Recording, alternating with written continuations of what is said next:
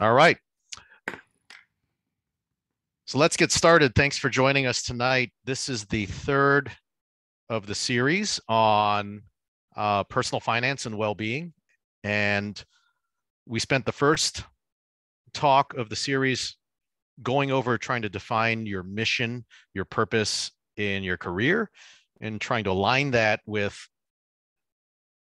what you do on a daily basis and trying to align it with your values on basically on making sure that you define things you want to do because it's a big commitment. It's a big time commitment. And then I tied it into how much personal finance really dictates what you do in your career, where you're going to live, what you're going to do, how much you're going to do it, how long you're going to do it. And then the second talk, we reviewed about some foundational things. So we talked about insurance, asset protection, you being the most important asset, disability insurance, life insurance. We talked about the different types of life insurance. We also talked about, disability insurance. How much should you get? Because 1 in 7 of us are going to have to tap into it, and you're not going to have any cash flow. We talked about debt pay down, all the different types of debt. And so now let's turn it around and talk about savings. Well, or even just living. And so this is the first of it. The second talk in the series is going to be wealth building. And so again, the different topics, why dentists should care about personal finance, laying the foundation was the last talk. And then here it's kind of taking it the next step forward, being able to cash flow, be able to live, and also to pay down your debts and build wealth. So again, I applaud all of you for being here tonight.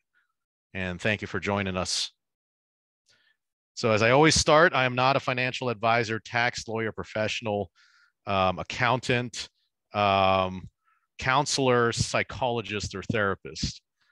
So just like you, I am a practicing dentist, some of you oral medicinists, and a residency program director. So I have no financial interest in the items mentioned in this presentation, although a lot of these are my opinions and insights based on my personal experience that I want to impart upon you. Do not constitute professional advice. These are mostly for educational and entertainment purposes only. The only potential conflict of interest is that I do run a real estate investing company in which we do seek people to build wealth and allocate some of their investments by partnering with us and investing in real estate assets. So that's probably the closest thing to a conflict, but I do want to disclose that. And I will talk about real estate, among other things, in the next lecture as a tool to build wealth. So I kind of want to start with the first concept, which I hammer time and time again. Your most valuable asset is time. And so in the first talk, I wanted to make sure that if you defined why you're going into dentistry and what you're going to do, you're going to spend a lot of time doing it. So make sure that it aligns with your values, because it is your more, time you're never going to get back. It's spent. It's finite. Money, you can always get back. You can earn it. You can always find other ways to earn it. And we tend to forget about that. We live, and that was the whole point of the first lecture, was how personal finance is so important in your career, because a lot of it's driven by money or the need for money in order to live. However, you want to be the steward of your time. You can get more money, but you can't get more time. And so how much is your time worth? And we talked about this in the first talk. But if you're a general dentist, averaging about $180,000, and just nice round number, you get $10,000 monthly after taxes. You work 4 days a week, 10 hours a day, which works out to about 160 hours a month. That works out to about roughly $1 a minute. So again, if you were going to do something and it's going to cost you 10 minutes, is it worth 10 minutes of your time being at work?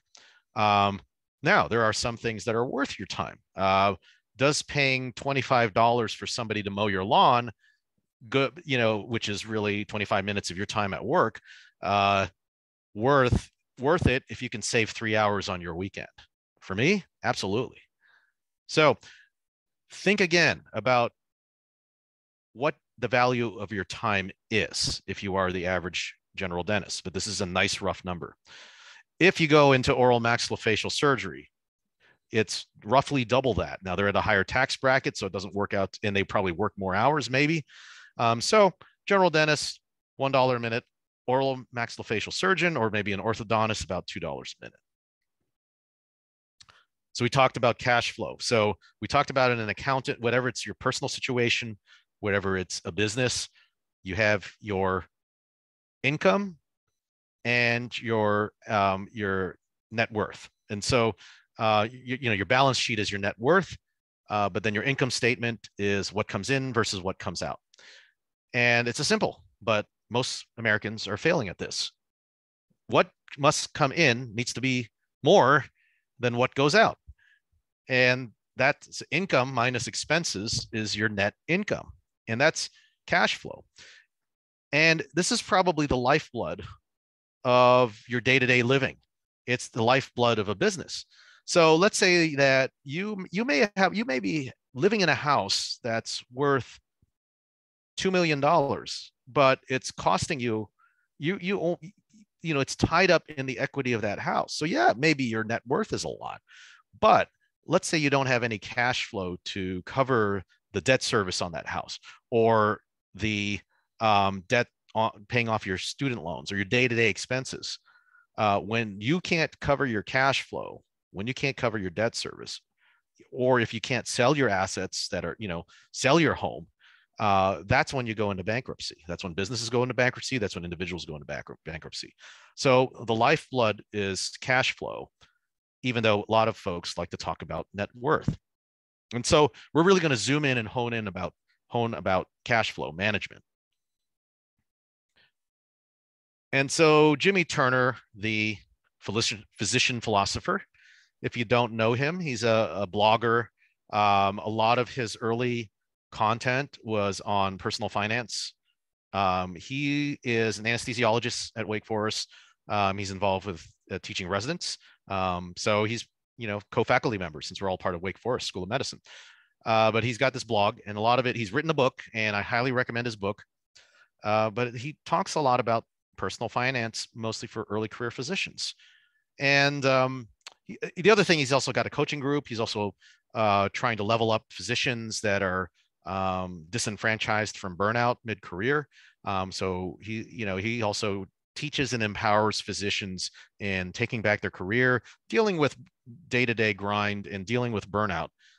So again, highly recommend him. He's a great resource, great book. So what I want to do is kind of reference what happens to individuals when their income comes up, and especially residents. So many of you, number of you, are going to be graduating and getting that first six-figure income job after, after years of paying tuition, or if you're in the case of a resident, earning five-figure income, a mid five-figure income.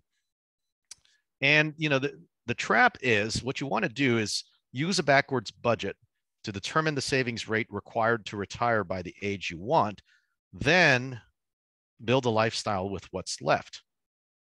And I think everybody just kind of gets that paycheck. They start wanting to they got their old jalopy, they want to get a new car, and they're going to go ahead and take out that loan. And then that just piles on. And then everybody's anxious to want to get that first house.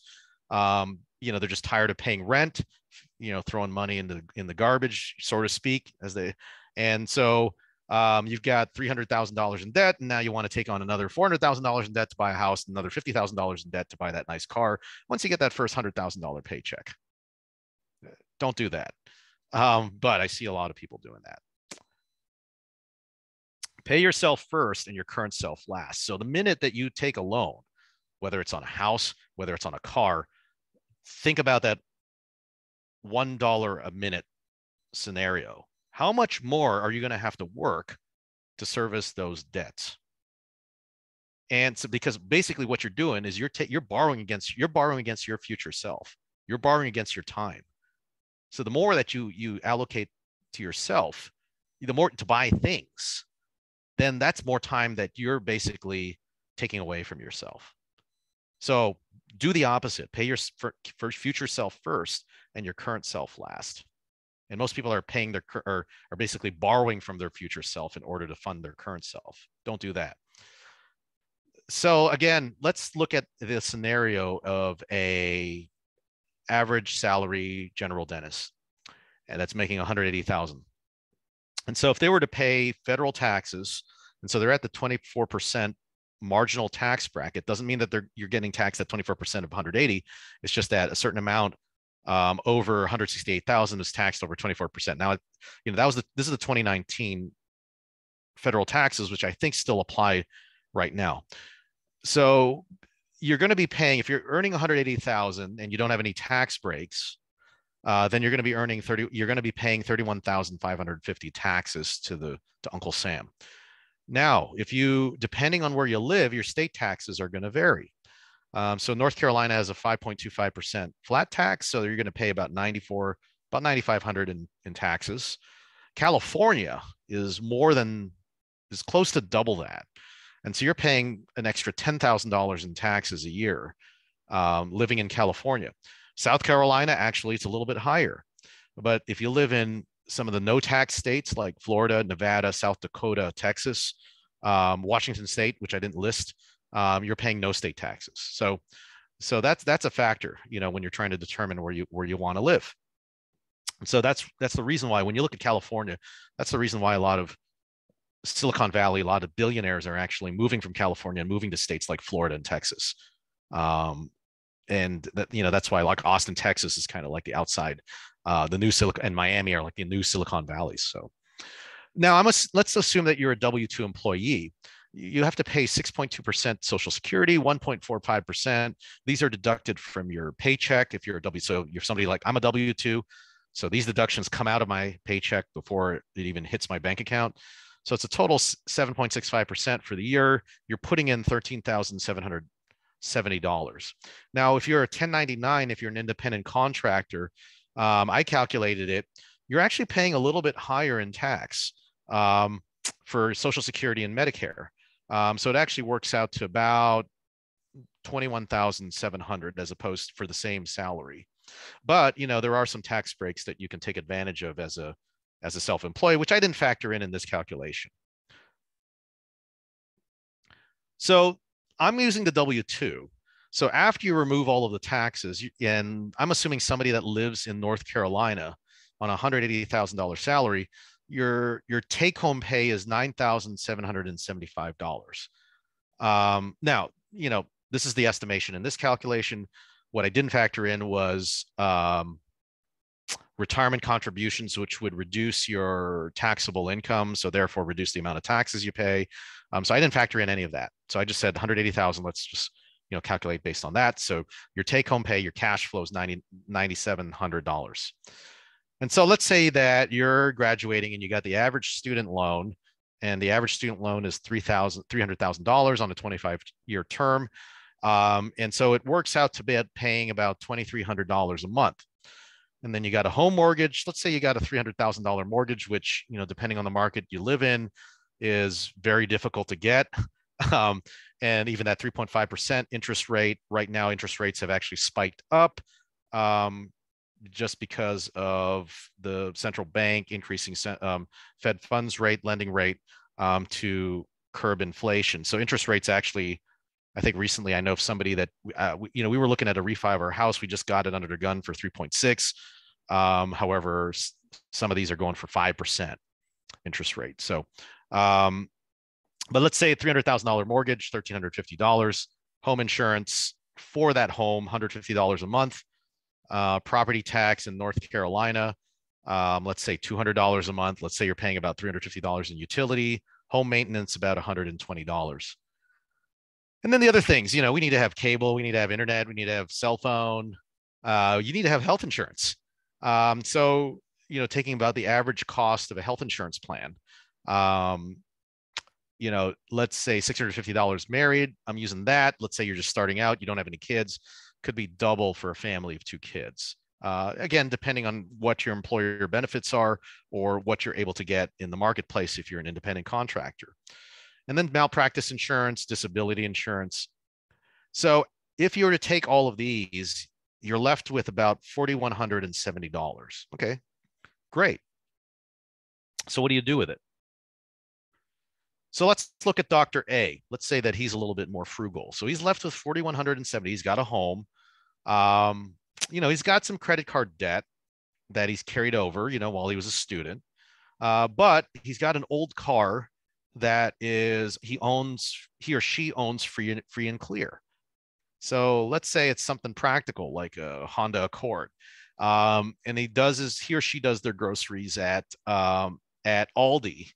And they still like to go out and they still like to take some trips, and they still like to shop and buy some general things. And so, $500, $400, so let's say you're left with about $1,720 a month, to maybe put away in savings. What about Dr. B? Let's say Dr. Living Large. Well, let's say they live in, let's be honest, 500,000 is kind of like what things are going, an average house is going for here. Let's say they have a $500,000 mortgage. So depending on where they live, so that's an extra $825 a month in mortgage. And usually with an expensive house is bigger housing expenses, $450. So let's add another $450. And then let's say, their credit card debt's an additional $300 a month. They decided they wanted to buy that nice $55,000 BMW. And so 3.5% for 5 years, that's an additional $990 a month. You're thinking, well, I take home $9,000. I take home 12,000. I can handle that. I want to have a nice car. Although with a nicer cars, more expenses, food, a little bit more. They shop at Whole Foods instead of Aldi. They like to go out more, go out to the clubs and live in large, trips and travel a little bit more. And they like to binge a little bit more in shopping. Well, this person basically has nothing left. They're in debt, $1,845. Now, it's very easy to do this if you're not keeping track, and if you're using credit cards. So just think about how you went from $11,000. Is that what I said? I think it was around $11,000 take home to negative $2,000 a month. It's very, very, very easy to do that. And so this is what we call the high income earners losing loop, which I went over. And so all of their income, their income gets bigger, but guess what? Their expenses get bigger. Their liabilities they decide to take on more liabilities, which are greater expenses. And then, a lot of times, I'll see people kind of borrowing against their liabilities to pay off other liabilities or to get more liabilities. So, I've heard ads on the radio and it's like, oh, homes have risen and interest rates are low. Why don't you take out a refinance on your home so you can do the things that you want? And that's just, it's crazy, but that's, it's very easy to do that. So, and I see people that are in our income bracket that fall into this trap and run into trouble. So the simple thing is like, okay, well, what if I decide if I want to earn more? That will solve all the problems. So let's see what an oral surgery earns. So they're federal taxes. So they're paying for a $400,000 salary for an oral surgeon. They're paying about $90,000 in taxes. So that's almost just federal taxes. That's almost a quarter of their salary going to the taxes. So then, if you look at the state taxes, obviously they don't change. 21,000 in North Carolina, 35,000 in California, South Carolina. And then of course the no tax states, you pay none. That's a big savings. Imagine having an extra 20 grand in your pocket living in one of those states. W-2, again, they're paying $30,600 if they're a W-2, if they're working for, let's say somebody that works for our institution, that's an oral surgeon and an employee.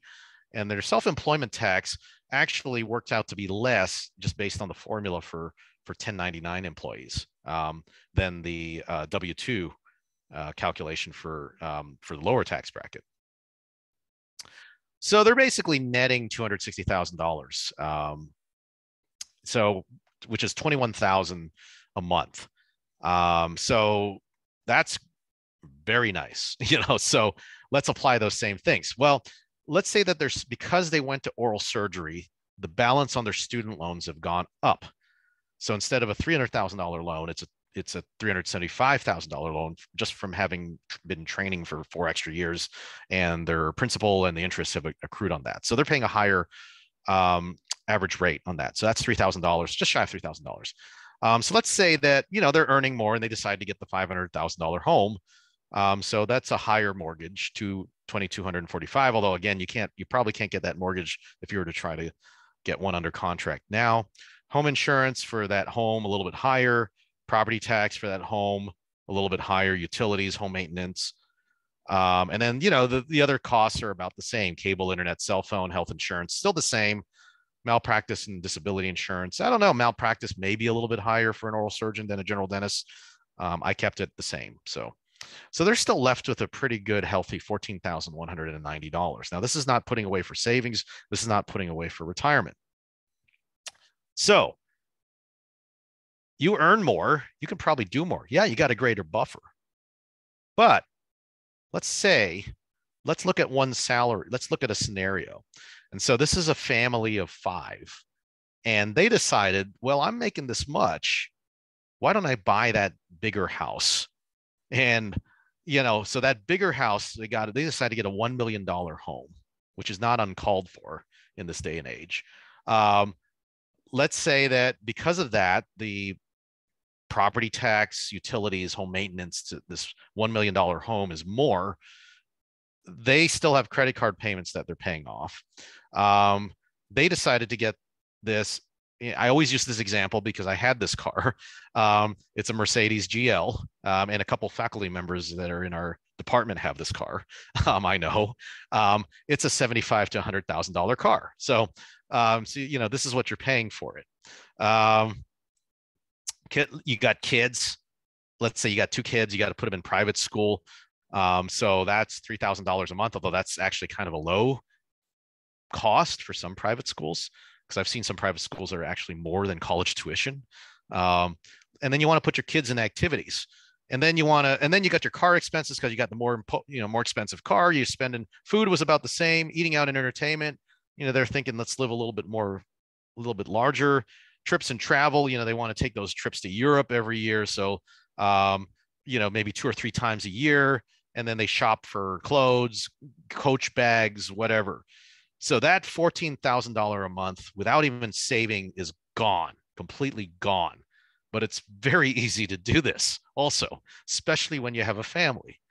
And so it still doesn't leave you very much. So we just went from thinking, oh my goodness, we're making 400,000 to you've just expended all of this. And you're actually going negative, and you're not even putting anything down for savings. I'm going to play this little video. Let's see if I can hit play on this, and hopefully you get the video. Dr. Parker, I can see you. Thumbs up if you can hear the video. However, let me see if I can press play on this.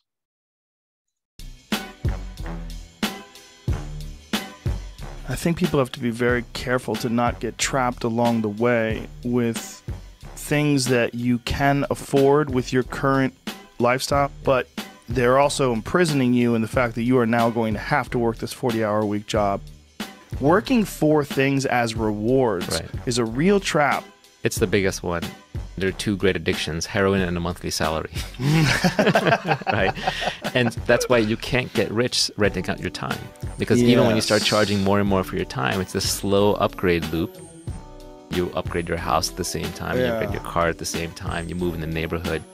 Even lawyers and doctors who are charging $300, $400, $500 an hour, they're not getting rich because their lifestyle is slowly ramping up along with their income, and they're not saving enough. So the first thing you have to do is you have to own a piece of a business. You need to have equity, either as an owner, an investor, shareholder, or a brand that you're building that accrues to you to gain your financial freedom. So that was Joe Rogan interviewing Naval Ravikant. And so I think if you really want a mind-blowing change in mindset about building wealth, there's a series based on a Twitter storm that Naval Ravikant, he's an entrepreneur and angel investor from Silicon Valley. And it's called How to Be Rich and Happy. And so just look it up in the podcast or look it up on YouTube. And I think the number one thing, there's 2 main points here. Number one, you're never going to get rich trading out your time for dollars, which is what we've been ingrained and trained to do. And we're thinking we want to become dentists so we can earn more. so that we can be rich. But you're not going to be rich unless you're actually putting your money into assets, ownership of something. So he said, build your brand, build your business, own something. Well, we're going to talk about different ways that you can own something in order to build your riches, and it's not very hard. And so, so you got to start thinking about that. Whether it's not just about earning more so that you can spend more, it's about earning, and because earning more it's limited by the amount of time. So your time is finite. It's your most valuable asset. So the first step of it is budgeting. And budgeting is a 4-letter word, and everybody hates that, because they think of it as a restriction. And actually, I think if you actually come up with a cash flow plan, which is kind of the way that it's actually more liberating. It's just a matter of coming up with a plan. And again, it's like what Jimmy Turner said, know what your outcome is. Now, he talked about it in terms of saving for retirement, but know what your outcome is, and then know what your parameters are, and then just stick with it. And then if you stick with it, you're actually going to get to where you want to be. And live intentionally. And so here's an easy one. And it's called the 60-20-10-10 rule. And it's as simple as this. From your take-home pay, 60% of it should be going to fixed costs. And so it should be rent, utilities, your debt service, your insurance, things that you have to have.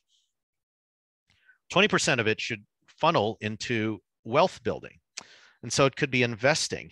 Now, wealth building could also be, if you're really in a pinch, if you're just starting out, perhaps, you can think about paying down your student loans. But, if you're really disciplined, I would say paying down your student loans should be in the 60% fixed cost category. But you could put, anything that decreases your negative net worth, your could be considered in wealth building. You're digging yourself out of the hole. So you could put it in your 20% when you're starting. But, I think put it in the 60% bucket. That'd be even better. You'd be gold. 10% short-term savings. So short-term savings would be your emergency fund. Or if, let's say, you're saving for a down payment of a home, or saving for a car, that sort of thing, or a trip, and then 10% should be guilt-free spending, and by the way, fixed costs also includes, your necessities, things that you have to do, you got to eat, you got to live, all of those things. So guilt-free spending, have fun with it, so, looking at that example of a general dentist that takes home 10,000 a month, 1,000 of it, just do whatever you want with it, guilt-free, using that example. Actually, I'm going to go through different scenarios. And so, now if you read the book, Ramit Sethi, I Will Teach You to Be Rich, he kind of comes with a different kind of take on it. I kind of applied the 60-10-10-10 rule, 60-20-10-10 rule to it, and, kind of tweak the numbers to it. So, your fixed costs, 50 to 60% early career. As your salary goes up and your debts go down, let's say you paid off your student loans, you want that percentage to be less. Investing, 10 to 20%. Probably as you get older, you want this number to get larger. You probably have more disposable income, so therefore more, and your salary goes up, your income goes up, you want to increase that number. So instead of 20%, maybe up to 25%.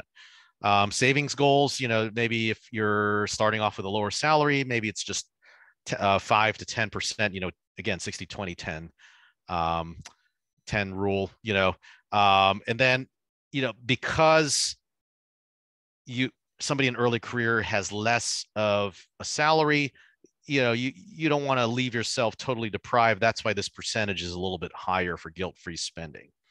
Early career, low salary, early career.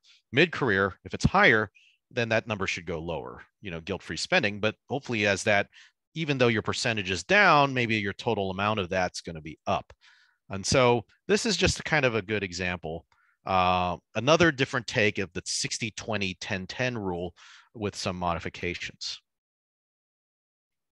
So let's go back to the 60-20-10-10 rule for an early career dentist that's making about $180,000 a month. Roughly shapes up to this. So your debt payment, mortgage, utilities, food, things for survival, should be just shy of $6,000. If you follow this, you should set aside $2,000 for wealth building. That should be your, retirement savings or whatever, investing, savings, emergency fund, gifts, home down payment, rainy day fund, just in case you have a home and like what happened to us, the main sewer line ended up getting clogged, and that was a $4,000 expense. You're putting down the money there. Guilt-free spending, just to have fun, go out, go on trips, whatever. Restaurants, that about just shy of $1,000 a month for that. What if you were an early career dentist that made some tweaks to that? So they went from 60 to 50. So we just decided to increase the guilt-free spending, increase the investing. Maybe, they were able to live more frugally by decreasing their fixed cost, their fixed costs, and, they earn more. This is how it shapes up. And so, actually the bar for Zoom is blocking my, okay, there we go.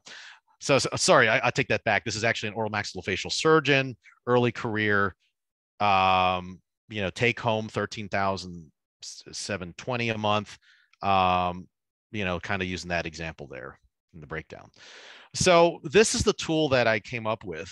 And again, I'm going to send this all out to you. At least everybody who's here tonight will actually get it, or registered for the Zoom call. And actually, maybe I'll stop the share screen and kind of do a demonstration of it. And so there's 3 components to it. So what we did was, remember how in the last lecture, I talked about how your 3 biggest expenses are your debt, your car, and your home. And so those are, especially if you're early in your career. And so what I did was I created this tool where, if you had 180,000 and you want to put down 20,000 annually for retirement, and that calculates what you're after in the state income tax, North Carolina 5.5. We roughly calculated, it's not exact, but gives you a good estimation of what your net salary is after retirement savings and salary. And then, kind of plug in some numbers for, car loans. I just use the 4% interest rate, might be different. And then what the estimation of maintenance is for, it's basically 3% annually, the cost of the car. Same thing for housing, same thing for student debt. And if you're to take that away, kind of gives you exactly what you got left. So if you take away your 3 major expenses. Now I did a more detailed one, and that's another tab on the sheet where you enter in the numbers, you estimate your net salary, how much your 401k contributions are, which are going to be pre-tax, therefore lower your tax rate, gives you what your total monthly income is after that. And then you plug in all the different items. So anything in orange is actually where you would plug it in. And so your fixed expenses, your variable expenses, and then I put the 60-20-10-10 calculator. And what it does is it calculates based on what your total monthly income is, what those numbers should be, your target numbers should be. And then also the variable expenses, what it is, your percentage of take-home pay, and then your fixed expenses, what it is as a percentage of your take-home pay. As you can see in this particular example, that $6,000 of fixed expenses is actually more than the 60%. It's like 70%. A lot of it's being eaten up by student loans, the mortgage on the rent, that sort of thing. And so, again, this is so. Maybe what I'll do is I'll actually, if we got time or you want to go through it, I can show you this spreadsheet in action. The third component of this spreadsheet is a net worth calculator also. So ultimately, the question goes, everybody asked me, and I was asked a couple times this week, do I pay down debts or do I save and invest? And so I think the 60-10-20-10-10 rule kind of gives you a bit of an initial framework, but then how do you prioritize that? Because, do I put extra to pay down my student loans? And, and so you could stick with that 60-20-10-10 rigidly, or you can make modifications based on some rules that we're going to go through here. So remember, every for your student loans, Dr. Turner says every borrowed dollar you spend will cost you $1.5 to $2 to pay off later. So again, if you got a $300,000 student loan, expect to pay off $600,000, unless you have loan forgiveness or you've got other things. And then divide that $600,000 by 600,000 of minutes at work. So, I always say, put it back to your time. calculated to your time. And if you're thinking about, if you actually know how much time it takes, then you're actually going to be motivated to want to pay it down more. So the question is, do I pay down my expenses, or do I invest, or do I do both, and how much of both do I do? So again, we talked about credit card debt at the last talk. Average interest rate for credit card debt, if you were to carry the balance, is about 20%. And so let's say you had the average balance of $5,300 in the US. That's what the average balance is. And you make the minimum monthly payments of $100. You're actually going to pay about $13,816 total over 12 years, which is $8,485 of it is interest, way more than the actual original principal. So is this a debt that you probably want to carry over? No, you want to pay this down as quickly as possible. Let's use another scenario. Do I pay down my debt, or do I save for retirement? And so what I did was, let's say that there's a 27-year-old. A lot of you are, that's about your average age, just finishing residency. You got a $300,000 student loan. Let's say the term, depending, is $2,300 a month for 25 years. And you want to make $2,000 monthly contributions to the retirement account. Now, let's look at the first doctor that decides to pay down both their student loan and make their monthly contributions to the retirement. And so they will have spent about, in 25 years, $690,000. But then at the same time, they've been putting away money for their retirement. And, let's say they put down $2,000 monthly for 25 years. And then let's say that they've paid their student loan off. And then that extra amount that they would put to pay their student loan off, they used it to add to additional retirement account contributions. So can you follow? So they were paying $2,300 a month plus $2,000 for 25 years. But then once they've paid that student loan off, now they're putting that $2,300 plus $2,000, $4,300 straight into retirement. And let's assume a 5% annual return in the retirement account, compounded. And so they will have compiled about $3.2 million by age 65. So what about the person that aggressively pays down their student loans first and doesn't put anything into retirement? And so they've paid down $400,000 in 7 years and 9 months. So that's $290,000 less going to their student loans. And so, but then what they did was they didn't put anything in their retirement account. So they're starting at age 34, 35. And so let's say they put that entire $4,300 a month into their retirement account for that amount, 35. So you want to get to age 65. So they would have accumulated a little bit more, at age 65 doing so, in this case. So, it's just side by side, they're about $400,000 ahead. Then now there's some things that we don't factor in. Let's say that the timing of the market's terrible. Let's say that there's, you didn't get the average annual 5% annual return. There's a big drawdown.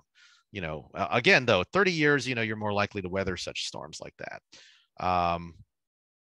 Whereas the person on the left, was contributing for, much longer than that. So about 42 and a half years. So just kind of want to illustrate that example. So doing the math. Now, the question is, though, if you were to pay down your debt, would you put all of the money, into your retirement account, or would you put it into something else? So I think either way, you should be putting it into something that's going to build your wealth. Be disciplined to do that rather than putting it into something that's going to increase your lifestyle. That's not, not the time to build, buy your bigger house because you got an extra $2,000 a month that you can put in your mortgage.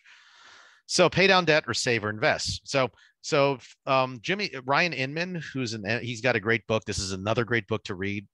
He kind of I call it the Waterfall. And so after your 60% fixed expenses, what do you do with your remaining 40%? Do you do the 20-10-10 rule, or do you do it? You can do it this way. Number one, contribute to your 401k, 403b up to the match your employer provides if you're a W-2 worker. So for instance, I work at Atrium Health, up to 6%. My employer will match it with an additional 50 cents to the dollar, which gives you an extra 3%. So that's 3% of, so if I contribute up to 6, I contribute up to 6%, you're going to get an additional, that's free money, 3% of your salary.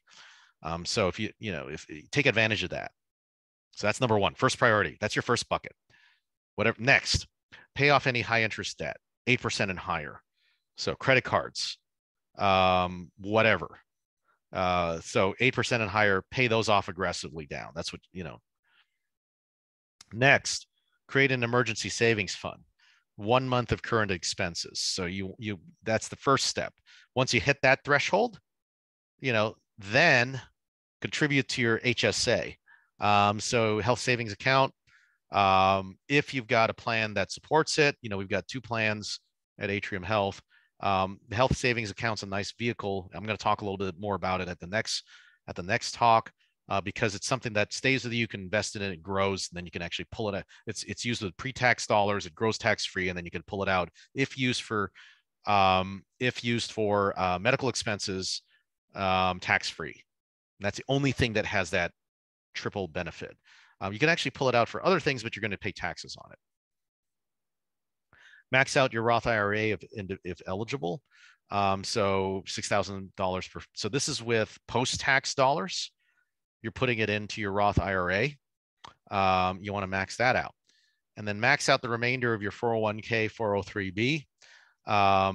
Above that employee match. So up until the limit. So I think right now, this year in 2022, it's $20,500 per person per year.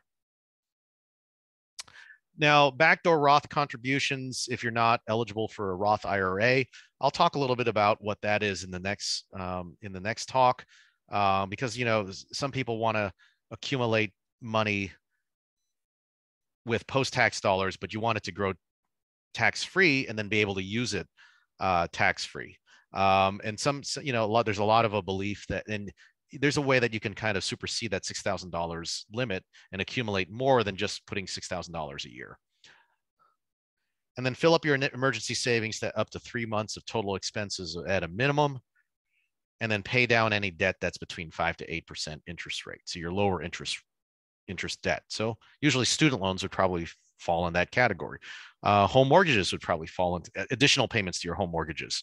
Probably fall in that category. So, actually probably the easiest way to kind of take this back to the 60-20-10-10 rule is, let's say you can apply this to, you spend 10% on guilt-free spending, 60% on your fixed costs, and then this can you follow this formula as to determine what the remaining 30% does. That's one way to do it. And then pay down any debt contribute to a taxable investment account, so additional savings, number 10, and then pay down any debt with an interest rate less than 5%. So, sorry about that. I think 5 to 8, was what you want to do that before investing again, more into things that are taxable, post-tax dollars into something that's taxed. And then pay down any debt with an interest rate less than 5%. That's where your student loans are and your mortgages are. So additional payments to your mortgage. All right, the next question: should I buy a house or should I rent? And it's a tough one because, again, as a real estate investor and we're a landlord, rents went up.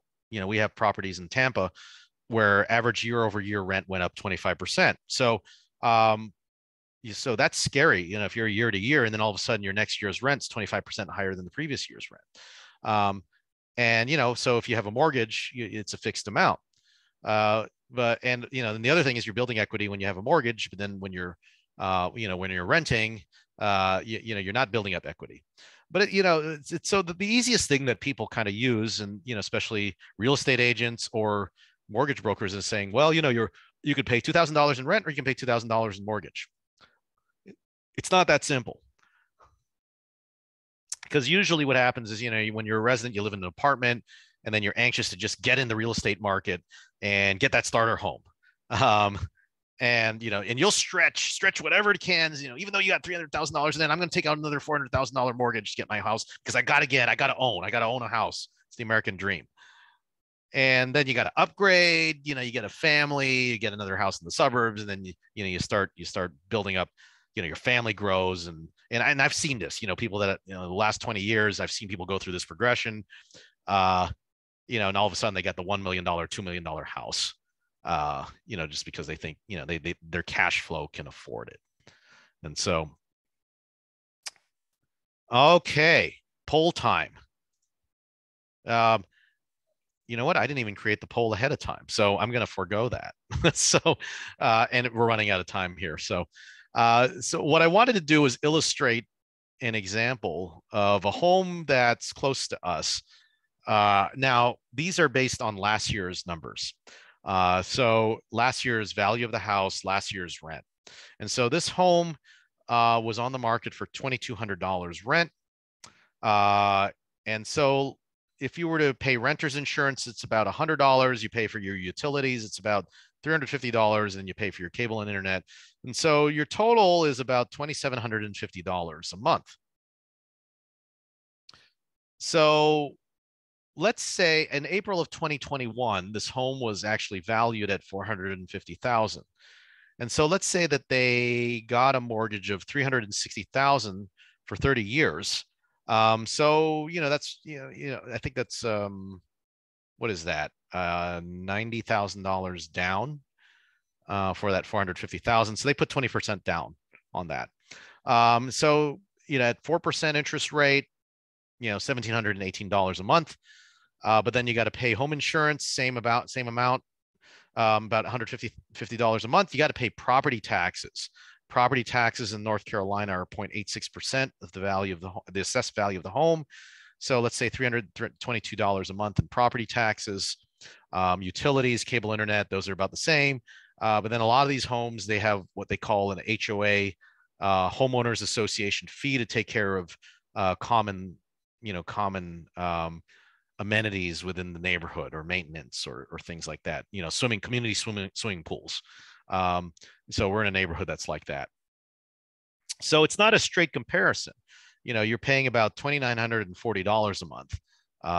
But you use the argument. He's like, well, I'm putting equity in the house.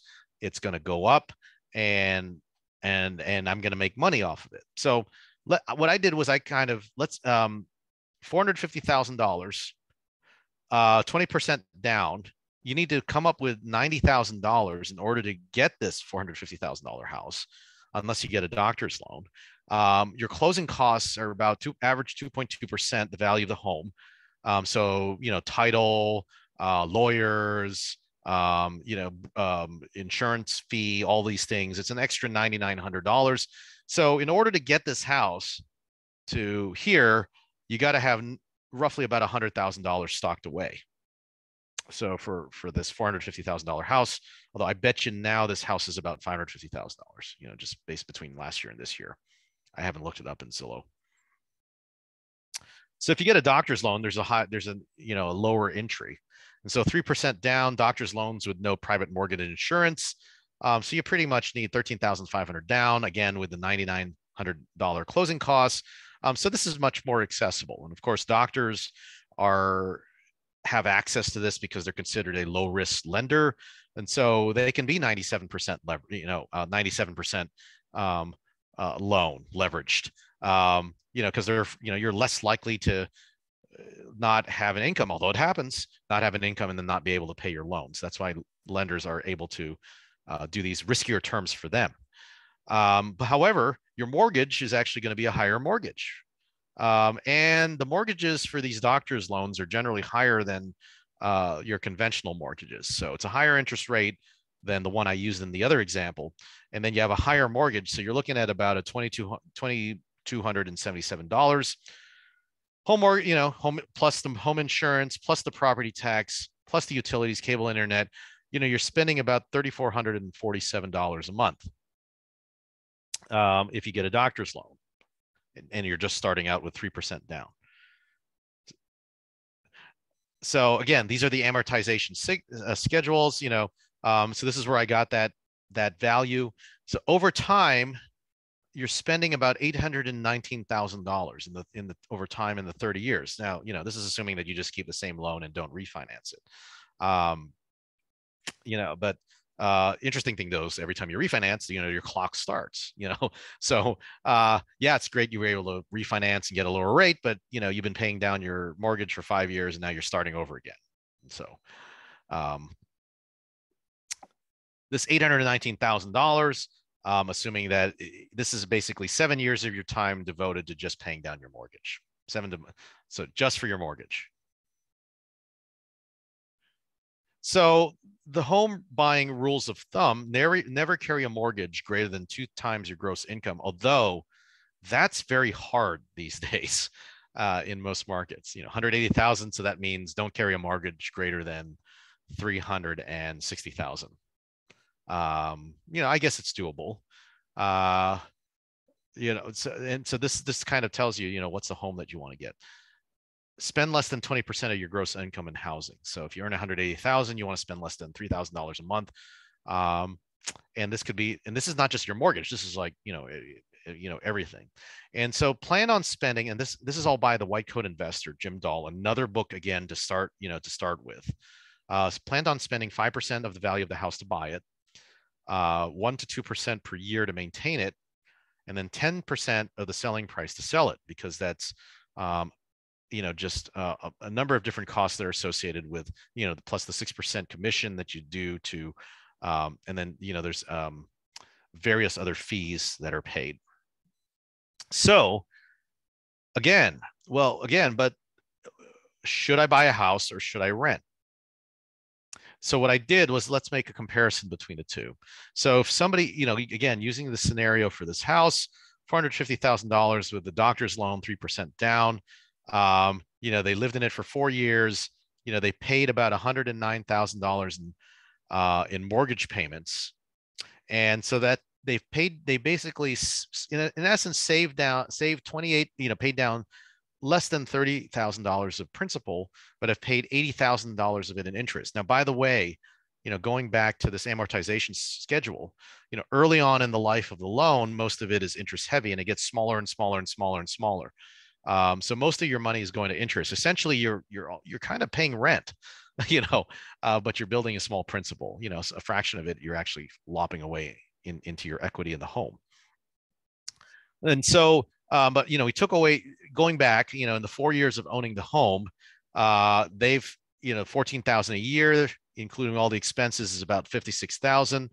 Let's assume that the home appreciated at the historical rate of 4% annually, not like the crazy 15% rate or 20% rate that's gone on over the last year, over the 4-year terms. So let's say you're going to sell it at a selling price of $506,000.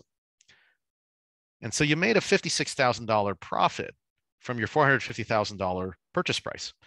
However, you got to, minus the costs of selling the home. And so your selling price, it's a selling price of $506,000. I subtracted 10% of that. So you really are only profiting about $6,200. 6% of that went to the commission to your real estate agent. And so you made a net profit of $6,200. You were able to put aside $28,000. And then also what I calculated also your savings in your mortgage. Remember, the interest to your mortgage is actually a tax credit. And so over the 4 years, you've actually saved $14,000 in taxes. And so you're netting about just shy of $49,225 if you were to factor in all those things. So, we think about, I buy a house, it's going to go up in value, and woof, went up 50,000 in value. It appreciated. Well, the biggest benefit is not the appreciation, because you can see it's a measly $6,000 over 4 years. It's really the tax savings and the principal pay down that's really the biggest benefit here. Now, let's take that net value of that 50,000 minus your 4-year costs. So your 4-year cost was $139,000 minus your down plus mortgage plus your holding costs. You're actually, in the 139,000, is the holding costs over the period of owning the home. So yeah, it's your down payment, right? The 90,000. plus the mortgage, the mortgage, all of it, plus the holding costs. And so that's about $2,900 per month. And so, yeah, I'm just trying to get the calculation over here. Let's look at the second scenario. Let's say you bought in a house in a hot market, and you put 3% down, and however, the housing market kind of slowed down. This is what exactly happened to us. We bought in 2007 and we sold in 2012. You remember what happened in 2008? Value of homes went down. We were never underwater on our mortgage, but we ended up selling the home at pretty much less than what we paid for it, slightly, rough, after renovating it. So let's say let's do these same terms, but let's say that it never appreciated, kind of like what happened to us. And so you're selling at 450,000. So your profit is zero minus the cost of selling. I rounded it to 50,000. So you're down 50,000, but then you got equity buildup 14,000. You're basically about 7,000 in the hole. Your 4-year costs of paying your mortgage plus the holding costs, you're actually down $4,000 a month.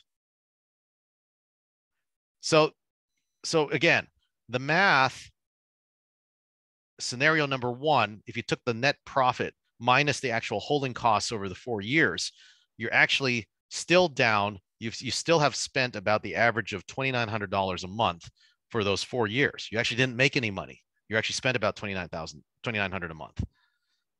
If you bought in a hot market that sold and didn't make any money on it, we're down $4,000 a month.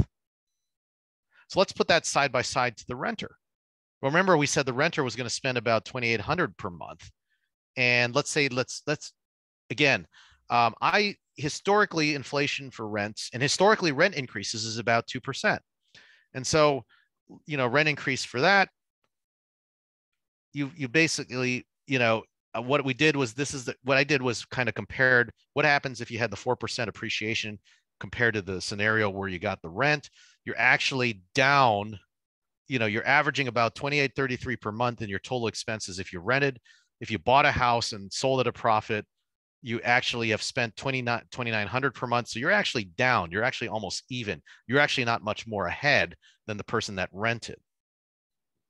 And then if you bought in a hot market and you spent about $4,000 a month compared to that renter that spent about $2,833 a month, all inclusive, you're actually down $1,200 a month, down over 4 years, $59,664 than the person that rented. So is buying a house much better than renting? Not in this scenario.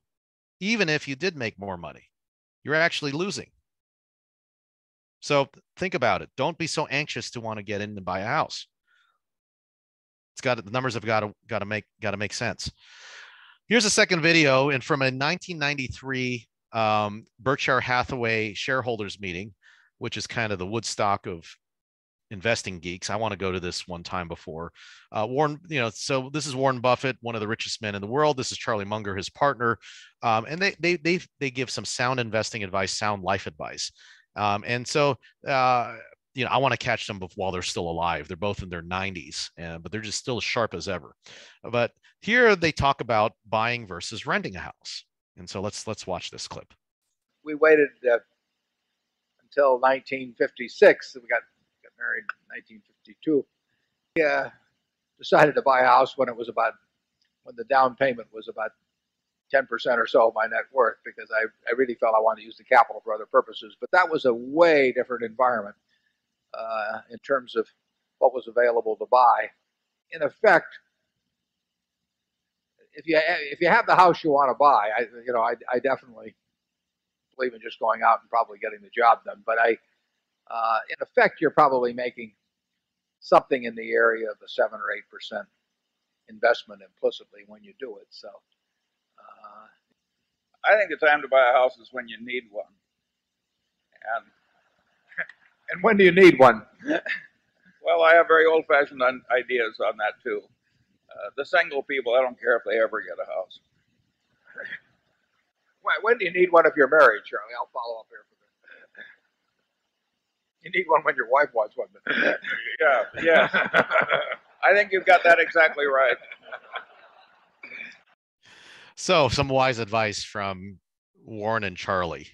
So I follow them, and they're kind of my virtual mentors.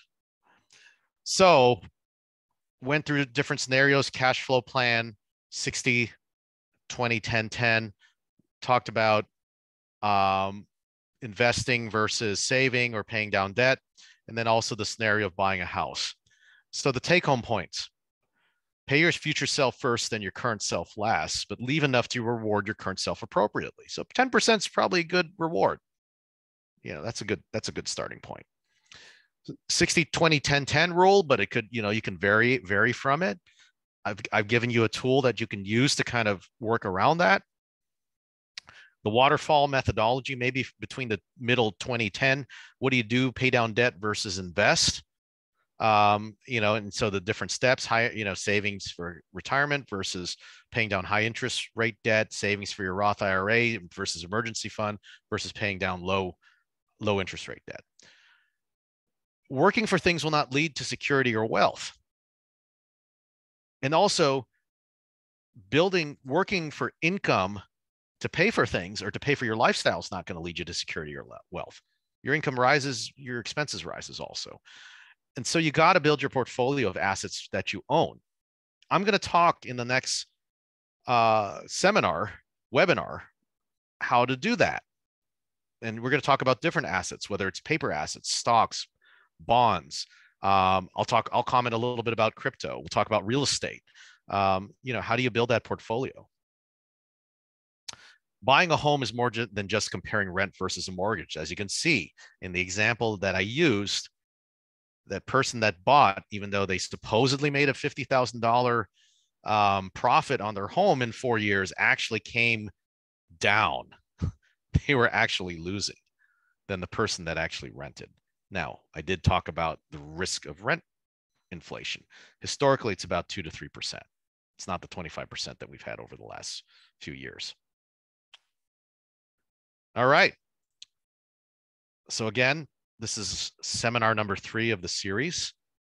What I'd like to do is just kind of stop the screen share here and take a few minutes to demonstrate the tool that you're all going to have to plug in, to plug in your scenario. And maybe what I could do is I can call on some folks to just kind of plug in some play numbers.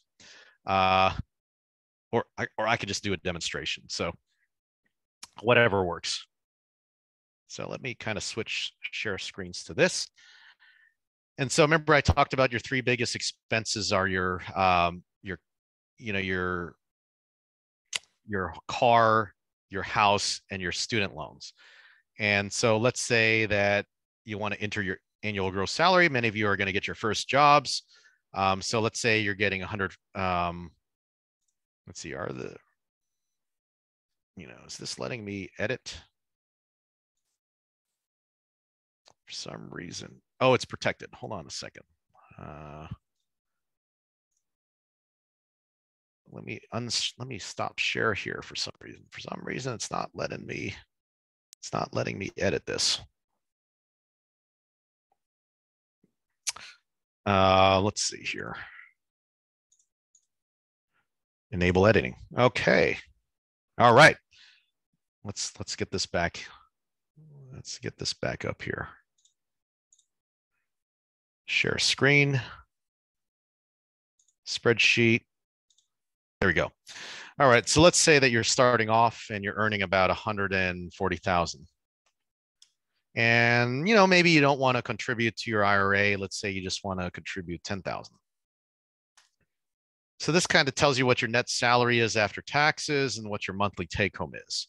And then let's say you got a car loan. Let's say you don't have a car loan. Let's say you've got $300,000 in student debt and the interest rate is 5% over 25 years. And you decided you don't want to buy a home, but then you want to rent a place for, let's say $1,700 a month. So this will tell you what you got left over, $4,000 a month. And what I did was I've also built in these retirement savings calculators, and I built it in this one, and I built it into the more, the more detailed one. So let's say that you're age 27. Let's say in your GPR, you've been able to put aside, I don't know, $5,000 in retirement savings. And then you've decided that you want to contribute $10,000 a year. You may want to put an additional amount of savings, and it's actually going to take it out. I don't think it actually is tied into the total cash flow. Let me just verify that. Let's see if that does that. Well, it does. It actually does tie into your monthly cash flow here. And then let's say you have an estimated annual rate of return. You're actually going to have a total balance of $1.8 million by age 65, which would translate to a monthly income of $6,100 based on the 4% distribution annually, the 4% rule. But however, if you were to factor in inflation at a rate of 2%, that's really in today's dollars only the equivalent of $3,500. So having a $1.8 million nest egg doesn't really give you much in retirement. So this should be an eye opener for you. If you have $1.8 million, all it's going to do is give you $3,500 of income. So, and I'm going to talk a little bit more about that. So that's this one. You can play around with it. It can kind of give you that. These are your major expenses. Now, here's your detailed one. And, this, let's say that you can plug in it in more details based on line items. So the example here is a 180,000 gross salary. Let's say, assuming they don't have any additional business income or investment income or tax refunds or other income, you can plug in, values, $300 for food. Let's say your mortgage is about $2,000, housing maintenance and all of those things. Home insurance, all the things we talked about, disability insurance, I told you about how much is good to pay per month, plug these in. I kind of put these in as fixed expenses, necessities of life. And as you can see, the person making 180,000 with, this types of expenses, which I don't think is unreasonable. This is actually about average. This is actually about maybe, it's actually kind of frugal, actually. It still takes up 70% of the take-home pay, so,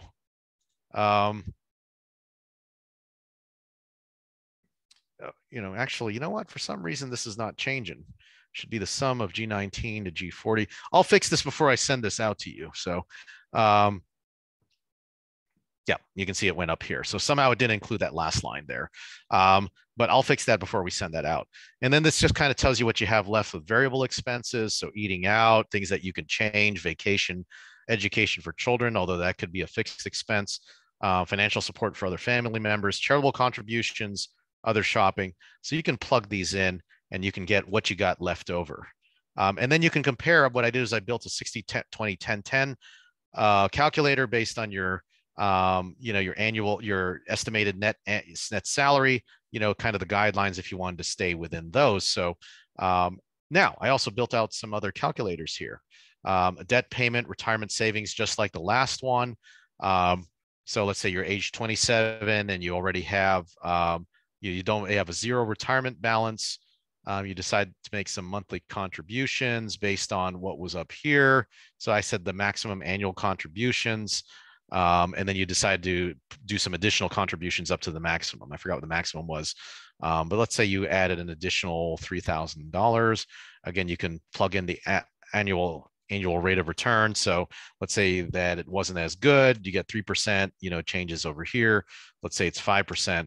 And so this person that started with, that started with zero at age 27, puts monthly contributions of, this is a high monthly contribution actually. So let's say it's, hold on a second here.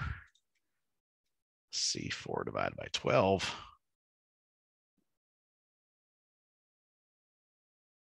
It should actually be C9 divided by 12. So let me just kind of fix the equals C9 divided by 12. And I will make sure this is working when I send this out to you. So C9 divided by 12 right there, annual, annual contribution. This is what they built up. This is more like it. So this should also be orange. So as you can see, the construction in motion, although I've actually used this for myself. So I've actually plugged in my own numbers, and you want to do this maybe once or twice or 3 times, quarterly. That's a good thing to do.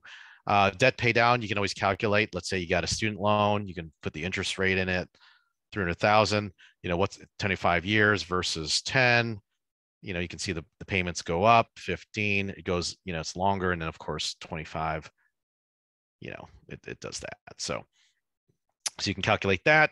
You can use it for a car. Let's say you're buying a car, for, I don't know, 25,000. It's got a 5-year term.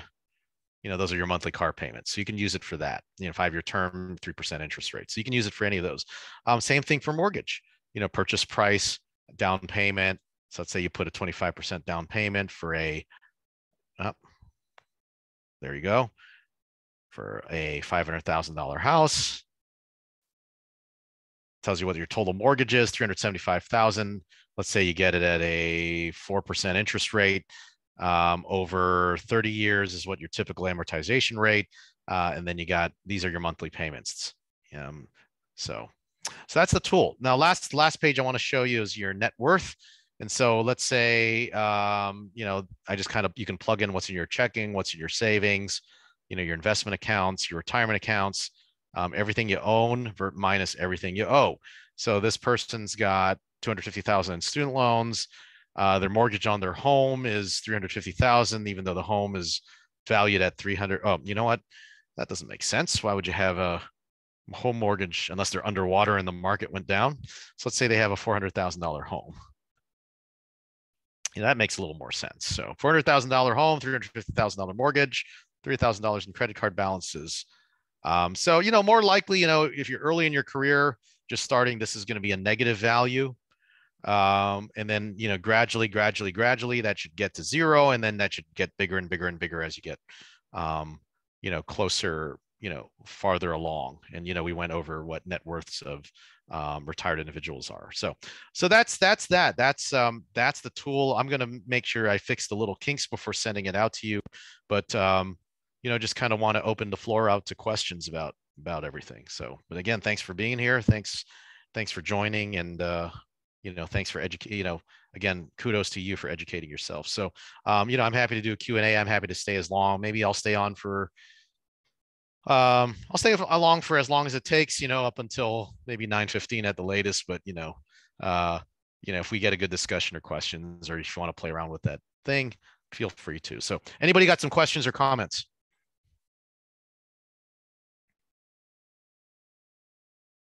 Or, have they seen anything that just doesn't make sense that, I kind of want to go over with the numbers?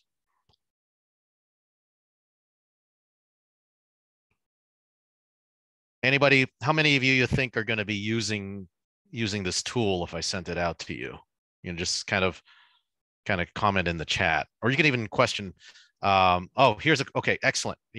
Dr. Park, I just opened the chat here. So, where would a 401k and IRA be in this plan? That was earlier. And so I think hopefully the waterfall kind of answers that, right? So, number one is, number one is kind of going to your employer match if you're in a, so that was number one, but then you can see it was kind of further down. So that's where that plugs in. So, I mean, did you want me to go over it again, where that sits, or were you pretty satisfied with where that sat there, Dr. Parker? Once he did a waterfall thing, I understood where to look at it. Awesome. And by the way, these are all taken. I didn't make these up. These are all taken from the books that I referenced. So go ahead and get those books. So next, 30-year mortgage is the way to go for the first house now. I would say yes. And so definitely, for a number of reasons. Because interest rates are low, and interest rates are at historical lows, and yes, you're going to be paying, a high amount over time. But then, there's always a thought that, with that extra money that, if you got a 4% mortgage, a 3%, 4% mortgage, and you can get a 6-7% return on your investments, investing that extra money into something else, that 2% difference, assuming that you are, disciplined, that extra money, you can use it and get greater returns. And so I would say yes. And somebody else commented that they're going to use the spreadsheet. Definitely use. What sort of questions, if you're too shy to speak up, you can kind of put it in the chat. You can kind of challenge the numbers that I showed, or, again, I will make this recording available hopefully sometime this week. If we don't have any questions, going once, going twice, I think we'll call it a night. So thank you, everybody, for being here and joining me in person. Thanks, Dr. Parker, for your questions. Again, we'll probably do this again about this time next month, and we're going to talk about investing. And that's going to be, that's going to be fun. That's fun for me, building your wealth. And so doing what Naval. But again, if you have any questions about any of the references that I had in Naval's podcast, any of the books, Jimmy Turner, Ryan Inman, or James Dahl, just go get them, or just send me an email. You all have my email since you got this. So thank you, everyone. Have a good night, and we'll see you next month.